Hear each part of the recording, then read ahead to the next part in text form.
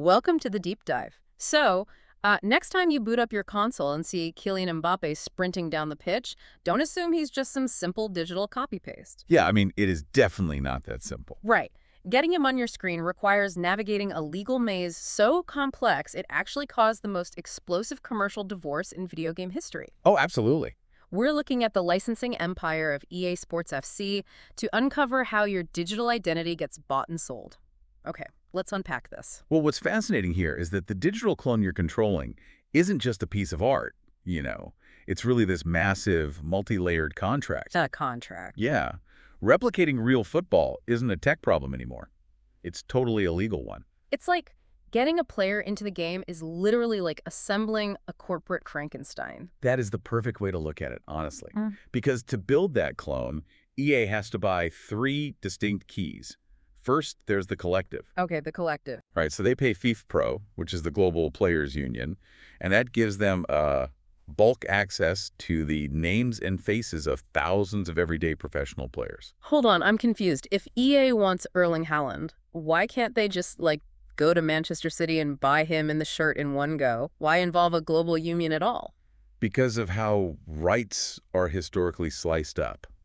The union only controls the human elements, so the face and the name. Oh, I see. Yeah, they don't own the team's intellectual property.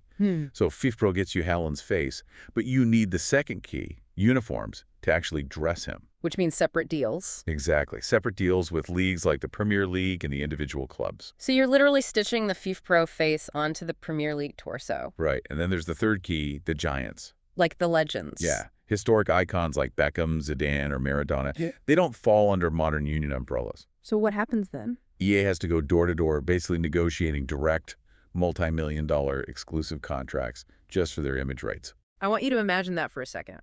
Imagine signing a standard employment contract for your office job, and buried somewhere in the fine print, you unknowingly sign away the rights for your company to mass produce your digital face. It's wild to think about. And because EA had spent decades meticulously securing those 3 keys, they eventually realized a shocking truth about their biggest partner. Okay, here's where it gets really interesting. Wait, if EA holds the keys to the faces, the shirts, and the legends, what exactly was the global federation, FIFA, bringing to the table? Not much, as it turns out. Because for 30 years, we all assumed they owned the game since their name was literally on the box. It was brilliant marketing, right? Yeah. But a total illusion. FIFA only owned those 4 letters and the rights to the World Cup tournament. That's it. Wow. Yeah, but they overplayed their hand. When the contract was up in 2022, FIFA demanded $1 billion per 4-year cycle. $1 billion just to use 4 letters. How did they even justify that? Well, they felt they built the brand's prestige. Plus, FIFA tried to restrict EA from exploring new, lucrative digital avenues like NFTs and esports. They wanted a cut of everything. Exactly. But EA looked at their 3 keys and realized they already held the actual power. Right, because players buy the game for the clubs and the athletes, not for the acronym. So EA just walked away. They kept the Frankenstein monsters, kept the clubs, changed the name to EA Sports FC, and left FIFA with an empty box. But, as perfectly tuned as this corporate licensing machine is, when you deal in bulk human rights, the actual humans inside the machine occasionally get steamrolled. Oh, like the Zlatan Ibrahimovic situation. Back in 2020, he sparked this massive public debate by tweeting that he never gave EA permission to use his face. Yeah, he said he didn't even know he was in FIFPRO. Exactly. Yes, and legally Zlatan was wrong. But the mechanism behind why he was wrong is what's really important here. How so? Well, when Zlatan signs his employment contract with AC Milan, there's standard club-level boilerplate that surrenders collective group licensing to the league. And then that funnels straight to EA. Ah, so he didn't need to sign a separate piece of paper for a video game. Right, he signed it when he agreed to play football in Italy.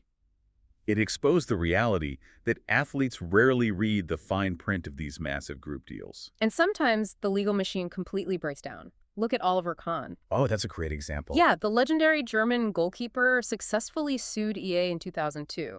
Since he wasn't part of FIFPRO, EA didn't actually have his key. And he got the entire World Cup video game banned from store shelves in Germany. It's crazy. Or take Maradona. Complex legal battles among his heirs over who actually owned his image rights forced EA to completely erase his digital avatar from recent editions. So if we connect this to the bigger picture, It really highlights how a human body essentially becomes a tradable commodity the second someone turns pro. So what does this all mean for you? It means unless you are an independent retired legend with a fierce legal team, your digital avatar doesn't really belong to you. Exactly. It belongs to whoever paid the right 3 corporate windows. Your physical self plays on the pitch, but your digital identity is piloted by a totally different entity, managed through layers of boilerplate contracts. It makes you wonder, though, as our own jobs move more into the virtual space, how long until our regular office contracts have that exact same fine print? Are we really that far off from a company legally earning the right to pilot your digital clone long after you've logged off for the day? The next time you see a perfect copy-paste of a person on a screen, you really have to ask yourself who owns the original.